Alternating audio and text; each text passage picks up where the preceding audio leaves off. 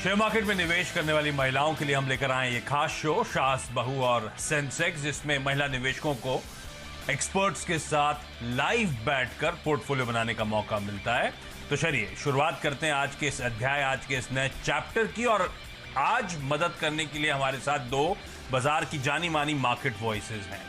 एक तो टेक्निकल नजरिए के लिए हम होंगे manasjaiswal.com के मानस जायसवाल के साथ, और साथ साथ आप लोग के पोर्टफोलियो में जो भी फंडामेंटल दिक्कतें आ रही हैं उसके लिए अरिहंत कैपिटल के आशीष महेश्वरी आपको आपकी स्क्रीन पर नजर आएंगे। तो आप दोनों का स्वागत है। आगे बढ़ूं उससे पहले आप लोग को बता दूं, आप लोग की स्क्रीन के ऊपर हमारे toll free number, WhatsApp number है, रीच आउट करिएगा। कोशिश होगी आज वाले शो में या फिर आने वाले इसी कड़ी में सास बहू और सेंसेक्स की ज्यादा से ज्यादा क्वेरीज आप लोग की हम लोग सॉल्व करें। लेकिन शुरुआत जरा सा बाजार की चाल के साथ, और आज इंपॉर्टेंट दिन है, आज इस महीने का आखिरी गुरुवार, तो यानी कि नवंबर वायदा की एक्सपायरी का दिन। और कल हमने देखा था एक्सपायरी से पहले कुछ नर्वसनेस क्रीप इन हुई थी भारतीय बाजारों में, जब निफ्टी 1.5% नीचे बंद हुआ था। और आज भी दरअसल वॉलेटाइल सेशन है, सीमित दायरे में अस्थिरता के साथ कामकाज, और इस समय ऑलमोस्ट 1/3% की हल्की कमजोरी के साथ भारतीय बाजार कामकाज करते हुए।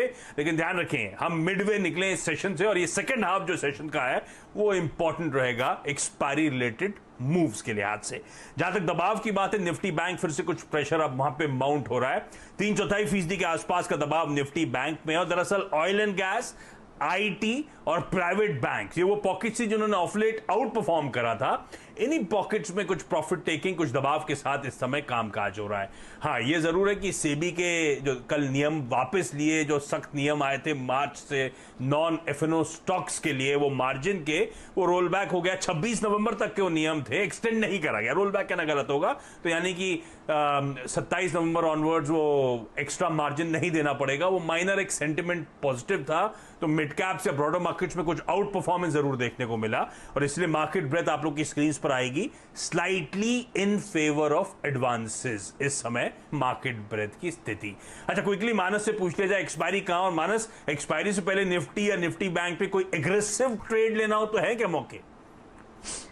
बिल्कुल भी नहीं, मैं नहीं समझता कि यहाँ पर आपको एग्रेसिव ट्रेड लेने हैं आशीष जी, क्योंकि देखिए कल का जो पैटर्न था वो थोड़ा सा बेरिश था। ऐसा लग रहा है कि निफ्टी शायद थोड़ा सा और करेक्ट होगा, 12,750 760 की रेंज में आएगा।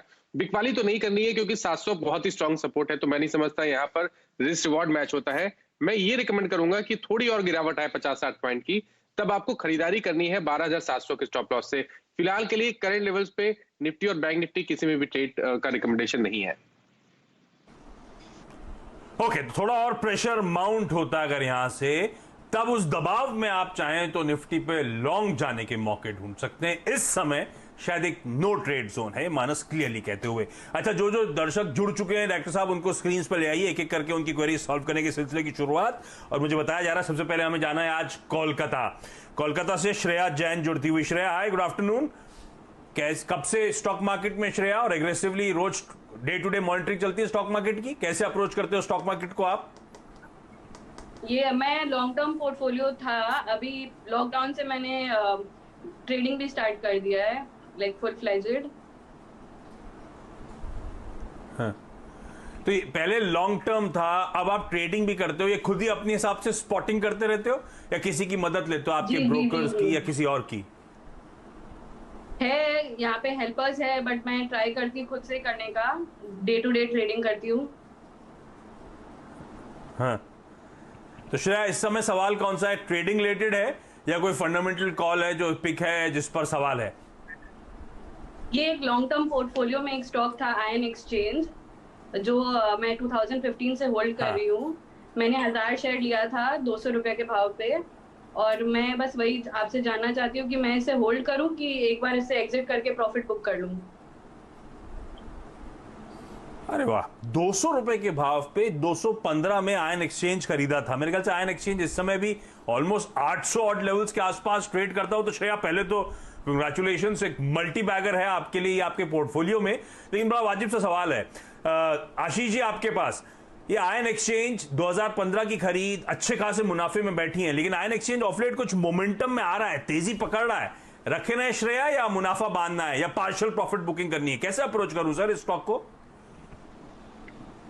जी बिल्कुल, एक सबसे पहले तो बधाई इन्वेस्टर को जिन्होंने इतने लंबे समय तक पेशेंस रखा इस स्टॉक में और मेरा मानना ये रहेगा कि 900 रुपए के आसपास इस स्टॉक में अब आप एक बार निकल जाएं, क्योंकि अभी हमने देखा 52 वीक हाई जब 1070 के आसपास स्टॉक गए, उसके बाद से इसमें थोड़ा मुनाफा वसूली हुई, क्योंकि जो लॉन्ग टर्म निवेशक है उन्होंने इसमें से प्रॉफिट बुक किया, तो क्योंकि ओवर प्राइस हो जाता है उस प्राइस के आसपास। जहां तक बिजनेस की बात करें तो वाटर मैनेजमेंट जो उनका बिजनेस है, industrial as well zero wheat का जो बिजनेस है वो एवरग्रीन बिजनेस है, बट ऑफलेट जो एक ग्रोथ है उसमें थोड़ा स्लो डाउन आ रहा है।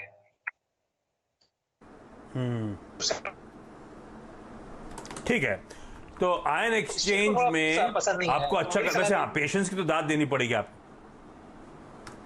ठीक है, तो होल्ड करने की सलाह, और शायद यहां से 100 रुपए के और गेन्स आपको श्रेय इवेंचुअली देखने को मिले, लेकिन 900 ऑड लेवल्स के आसपास प्रॉफिट बुक कर लीजिएगा। अच्छा खासा मल्टीबैगर रहा है और अच्छे लेवल्स होंगे शायद उन लेवल्स के आसपास जब आप मुनाफा वसूल करेंगे। मैं अब कोलकाता से राजस्थान जा रहा हूं। राजस्थान के भिवंडी से तेंजिन केलसांग हमारे साथ जुड़ती हुई। तेंजिंग हाय, आप भी लंबे अरसे से मैम स्टॉक मार्केट में, और कैसी रही आपकी जर्नी, कब शुरुआत हुई थी? हाँ, मेरा तो अभी लॉकडाउन में शुरू किया था, 5-6 मंथ्स हो गया। 5-6 मंथ। ये लॉकडाउन में स्टॉक मार्केट में क्यों शुरुआत करी मैम? कोई स्पेसिफिक रीजन था या बहुत लंबे अरसे से मन था, लॉकडाउन में फ्री हुई तो स्टॉक मार्केट में शुरुआत कर ली, क्या लॉजिक था? हाँ जी, हाँ जी, यही है कि लॉकडाउन में फ्री मिल गया था तो शुरू कर लिया। अच्छा, तो कुछ पहले से एक्सपीरियंस था, कुछ जानते थे स्टॉक मार्केट के बारे में, या फिर ऐसी कूद पड़े? नहीं, कोई ज्यादा एक्सपीरियंस तो नहीं था, बस सुना था, तो फ्रेंड से रिकमेंडेशन लेके फिर शुरू किया था। और ये फ्रेंड की रिकमेंडेशन सही पड़ी या गड़बड़ा गया मामला? या थोड़ा तो सही निकला। मतलब नेट अच्छा रहा जर्नी, है ना, मान लूं। ठीक है। अच्छा तेंजिन, सवाल कौन से स्टॉक पर है? मेरे ख्याल से आपके 2 स्टॉक्स हैं। पहला स्टॉक बताइए जिस पे आपकी क्वेरी है, समय रहा तो आपके दूसरे स्टॉक के लिए रिविजिट करूंगा आपके पास। ओके, ठीक है। मेरा फर्स्ट स्टॉक है हैप्पीएस्ट माइंड, जो मैंने 150 शेयर लिया था 378 पे। ये लॉन्ग टर्म के लिए फ्रेंड ने सजेस्ट करा था क्या तेंजिन? हाँ जी, आईपीओ पे ट्राई किया था लेकिन नहीं मिला। और ये फ्रेंड ने बोला था ट्रेडिंग करनी है कि लॉन्ग टर्म के लिए, कि लंबी अवधि के लिए रखो, फ्रेंड ने क्या बोला था? Long term. फंडामेंटली तो कंपनी बुरी नहीं है, फ्रेंड की रिकमेंडेशन थी, लॉन्ग टर्म के लिए रखना था। महेश्वरी साहब, फिर आप ही के पास आ रहा हूं। हैप्पीएस्ट माइंड, वो लेवल थोड़े ऊपर के सुझा दिए फ्रेंड ने, वहां से 60 रुपए नीचे आ गया है। वैसे तेंजिन, पैसा अपना है, कमिटमेंट अपना है, तो थोड़ा सा समय देना होगा, स्टॉक्स के बारे में पढ़ना होगा, इवेंचुअली टाइम करना पड़ेगा बाजार को थोड़ा सा, है ना? ठीक है, अब करना क्या है? लेकिन महेश्वरी सर, हैप्पीएस्ट माइंड 60 रुपए इनकी बाइंग से नीचे है, एवरेज करना है, रखे रहना है, लॉस बुक करना है, क्या करूं मैं? मेरा मानना है इस स्टॉक से थोड़ा भी मैं निकलने की सलाह दूंगा, क्योंकि अपने जो 52 वीक हाई से करीब 70 रुपए ऑलरेडी स्टॉक करेक्ट हो चुका है, और इस बार जो आईटी स्टॉक्स की रैली आई थी तो उसमें कोई बहुत एनकरेजिंग परफॉर्मेंस नहीं रहा। इसके अलावा जो लास्ट क्वार्टर के नतीजे थे तो कोई बहुत बड़ी डील्स भी नहीं आई है, और जो डिजिटल जो उनका यूएसपी है थोड़ा क्राउडेड स्पेस होता जा रहा है, क्योंकि बड़ी बड़ी कंपनियां भी सब अपना फोकस डिजिटल पे शिफ्ट कर रही हैं।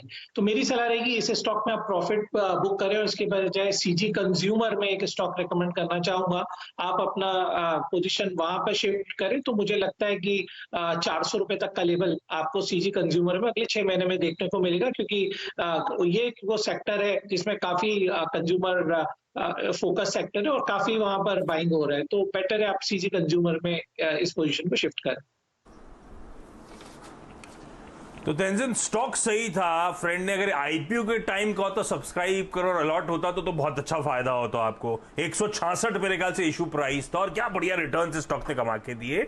अभी इस समय आशीष सर स्पेसिफिकली कह रहे हैं कि यहाँ पे ना थोड़ा सा अब ये लैकलस्टर परफॉर्मर हो गया है, इससे एग्जिट करना बेहतर होगा, तो आप शायद कुछ लॉस बुक करेंगे। लॉस बुक करना हमेशा मुश्किल काम है, पर एक काम करिएगा, उस लॉस की भरपाई के लिए ज्यादा बेहतर प्लेस लगता है CG consumer. Compton Greaves consumer, उसमें आप बेट कर लीजिए, शायद अगले आने वाले 12 महीनों में, 6 से 12 महीनों में वो लॉस की भरपाई और शायद कुछ मीनिंगफुल रिटर्न्स कमा पाएंगे। मैं लौटूंगा तो इंजन आपके पास समय रहा तो अब मैं क्विकली जा रहा हूं मुंबई, मुंबई में लौट के आ रहा हूं और सुमन गौड़ मेरे साथ जुड़ती हुई। Suman hi, good afternoon ma'am, सवाल पूछे।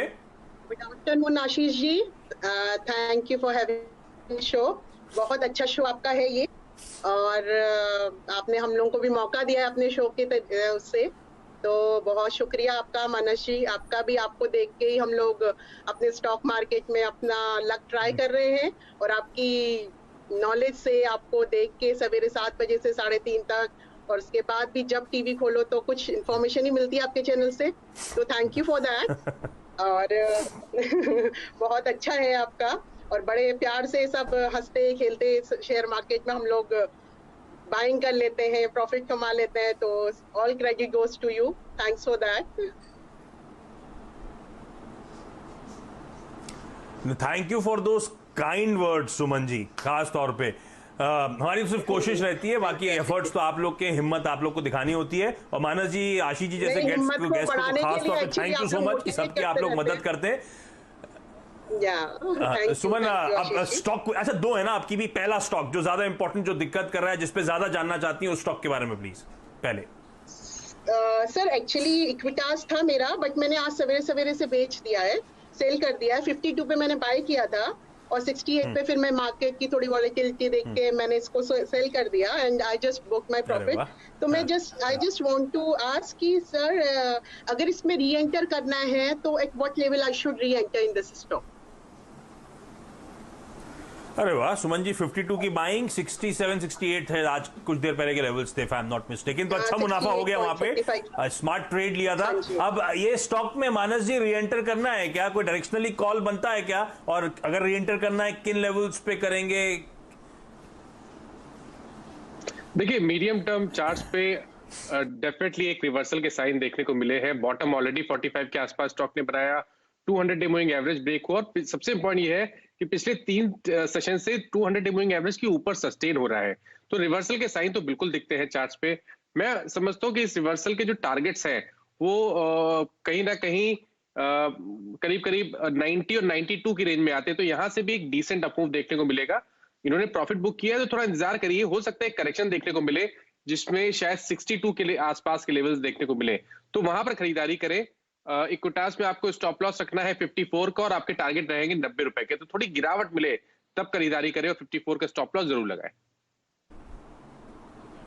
बढ़िया बढ़िया ट्रेड पहला रहा, स्टॉक सही पकड़ रखा है। मानस जी कह रहे हैं थोड़ी गिरावट में फिर एंट्री करने के मौके, और अच्छे मीनिंगफुल अपसाइड्स की बात मानस यहाँ पे करते हुए, तो बिल्कुल रडार पे रखिएगा सुमन जी स्टॉक को। क्विकली यहाँ पे एक छोटा सा ब्रेक के उस पार जाएंगे वेस्ट बंगाल और एमपी में इंदौर से भी एक क्वेरी आ रही है, तो ब्रेक के उस पार ये क्वेरीज करेंगे हम लोग सॉल्व।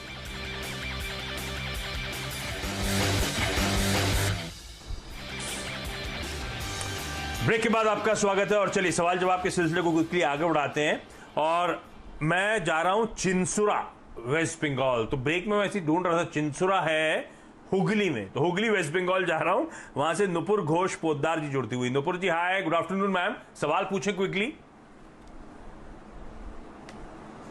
मैंने हेल का कुछ शेयर खरीदा था अगस्त के महीने में, मेरे पास 40 शेयर है HAL का, और मैंने परचेस किया था 928 के प्राइस रेट में। अभी मेरा लॉस शो कर रहा है 6000, तो आप अगर मुझे कुछ सजेस्ट करो कि ये शेयर रखना है या छोड़ देना है, एग्जिट करना है मुझे। नहीं ठीक है, समझ गया। HAL दिक्कत कर रहा है, अच्छी तेजी के बाद वो ओपन ऑफर फॉर सेल आना, और उसके बाद रिकवर ही नहीं कर पाया। महेश्वरी सर क्या करें, इनकी बाइंग से तो 100-125 रुपए नीचे आ गया है, कोई होप या निकलना है लॉस में?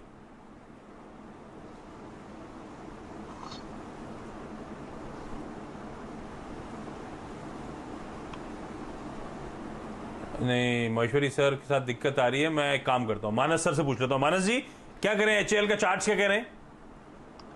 देखिए, पैटर्न को समझिए, पूरा जो क्रैक था मेरे ख्याल से 1400 रुपए से लेकर 660 तक देखने को मिला। अब लेकिन रिवर्सल के साइन देखने को मिल रहा है, हायर टॉप्स हायर बॉटम्स का कंफर्मेशन आ गया है। डेली चार्ट्स पे जितने एवरेजेस हैं, जितने इंपॉर्टेंट मूविंग एवरेजेस हैं, उनके ऊपर निकल गया है, और धीमे धीमे देखिए तो वॉल्यूम डेवलप हो रहा है। तो मैं समझता हूँ कि जो पूरा क्रैक था उसको रिट्रेस करेगा और उस केस में 1100 तक के लेवल्स आपको HCL में देखने को मिल सकते हैं। मैं समझता हूँ कि इनको ये एवरेज करना चाहिए, लेकिन एक चीज बिल्कुल फॉलो करनी पड़ेगी, स्टॉप लॉस, क्योंकि इन्होंने पिछली बार स्टॉप लॉस फॉलो नहीं किया, 1100 के लेवल से 660 तक के लेवल्स देखे। तो मैं इनको रिकमेंड करूंगा कि स्ट्रिक्टली फॉलो करें स्टॉप लॉस 650 का, तो करीब 800 के आसपास ले, 650 का स्टॉप लॉस रखें और 1100 तक के टारगेट सेट करके चले। नुपुर जी भी फ्रीज हो गई हैं। तो नुपुर जी, अगर आपको आवाज आ रही है तो 650 के स्टॉप के साथ बने रहें, स्टॉप लॉस जरूर प्लेस करिएगा। होपफुली ये स्टॉक वापस तेजी का रुख दिखाएगा और 1100 तक के लेवल्स यहां पे नजर आते हैं स्टॉक में मानस जी को। चलिए, इस नोट पर आशीष जी, मानस जी, आप दोनों का बहुत बहुत धन्यवाद सारी क्वेरीज को आज सॉल्व करने के लिए, और आप सभी महिला दर्शकों का दिल से खास तौर पे धन्यवाद इस प्लेटफॉर्म पे जुड़ने के लिए, अपनी क्वेरीज रेज करने के लिए और हमारे साथ CNBC आवाज के सफर में हमेशा बने रहने के लिए। ब्रेक लूं उससे पहले आप सबको बता दूं, CNBC आवाज और नेशनल स्टॉक एक्सचेंज लेकर आए हैं एक स्पेशल कैंपेन, इन्फॉर्म्ड इन्वेस्टर। अब निवेशकों में जागरूकता बढ़ाने के लिए एक खास पहल हमने ये उठाई है। जिस तरह हम अपने बच्चे की रिपोर्ट कार्ड पर हस्ताक्षर करने से पहले उसकी जांच करते हैं, उसी तरह एक समझदार निवेशक को भी किसी भी डॉक्यूमेंट साइन करने से पहले उसे पढ़ना चाहिए।